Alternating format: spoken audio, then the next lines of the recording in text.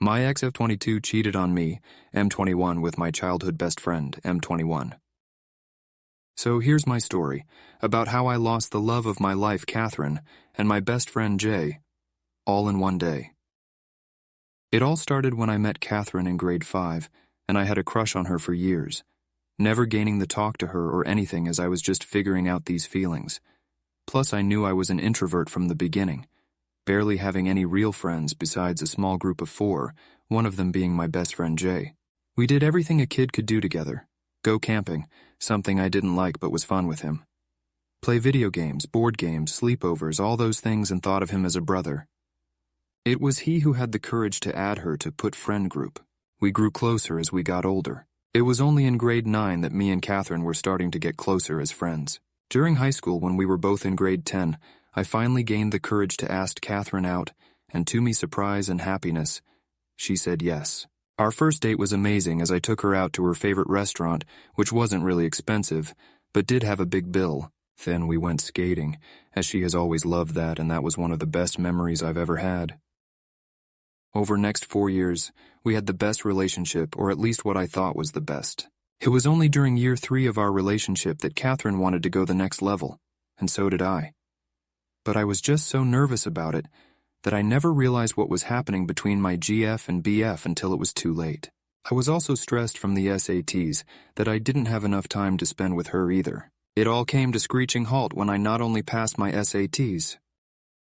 My nervous about having sex went away with the letter, and I walked to her apartment to tell her the great news. I entered the elevator to go to her floor and walk to her door when I noticed it was open slightly. And so in a panic, I opened the door myself, not thinking straight and thinking she was in trouble. But found nothing. I walked around the apartment, but eventually I noticed the trail of clothes leading up to her bedroom door. If those weren't obvious, then the moans and screams of pleasure were. That was until I noticed a jacket on the ground, the very same one I gave Jay on his 18th birthday. I saw only red when I thought that, and barged into her room where they were both shocked at my interruption. But Cathrin soon screamed in terror as I pulled Jay off of her and started beating him. I was never a violent person growing up, but this rage and betrayal turned me into someone I hope I could never be again. It's been 2 weeks since I caught Jay and Cathrin together, and I have been ignoring every message they sent me, every call and voicemail they made, and have even ignored their family's attempts at getting me to speak to them. I couldn't stand to be in the same room with them anymore. Every time I think of them, I just remember that day when I caught them. Hope you guys have any advice about what I should do next with them, 'cause I don't. 4 weeks later. So here's my update on my situation. Sorry this took a bit, but I decided to just look at the future for myself now after everything that's happened. So, on to the update. As many of you pointed out, I had to get the truth about our breakup before the two of them vilify me. To my and possibly your surprise, they didn't say anything about me, but they also didn't out themselves. The two of them kept quiet about the whole thing, and I couldn't stand that, watching as if nothing happened between the 3 of us. So, I contacted as many of our mutual friends as I could to tell them. Some believed me, others thought I was in the wrong, and a few were indifferent, but all looked at Jay and Cathrin differently after that day, as I had many details of what they did while those POS had sex. After I outed the 2 of them, I realized I needed to get away from the city. I lived here my whole life. But I had to get away. I just couldn't stand being close to Cathrin and Jay anymore.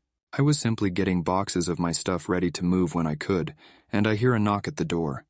And wouldn't you know, Cathrin was standing right outside. Her eyes just bloodshot and looks like she hasn't slept in days. I barely opened it for her anyways, so I just rudely asked, "What are you doing here?" 'Cause I'm not about to be gracious towards her, and never will again. She asked to be let in, to talk for a minute, and I decided to do so, but not to take her back, to just hear the excuses I know she'll come up with. She started to cry, asking for forgiveness, and wanted to explain why she did what she did. I kept a straight face, and didn't say a word while she was speaking. She told me how she felt neglected cause of the lack of sex between us, which I guess is true. She went on to say that Jay comforted her, and slowly began to fall her hymn as the days went on, and one thing led to another. And I had caught them soon after they became physical. After she was done, I told her that if she fell for Jay, all she had to tell me was that she wanted to break up, and I would have accepted them getting together afterwards, but they didn't do so. Instead, I saw my first love in bed with my best friend. I told her I was moving away after this, that I couldn't stand being in the city anymore with Cathrin and Jay or their family, but I didn't tell her where, 'cause I don't want her to follow me.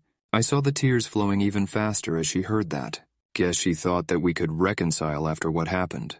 Well, sorry, Cathrin, but I got other plans than take you back. After that, I just held onto her hand. She gained a hopeful look in her eyes and led her to the door before pushing her out. She turned towards me, pure sadness in her eyes. I'll never love you again. Go back to Jay. I'm sure he'll be happy to accept you fully after all. He already did so. I slammed the door in her face after that and heard her crying outside but didn't care and just continued to relax and back my stuff. As for Jay, well, never bothered with him again, didn't speak to him, didn't respond to any of his messages, nothing. I'm done with them, and nothing will change that. So that's my update. Nothing too big, but hey, don't really care right now to make this my whole life story. So goodbye and have a nice day.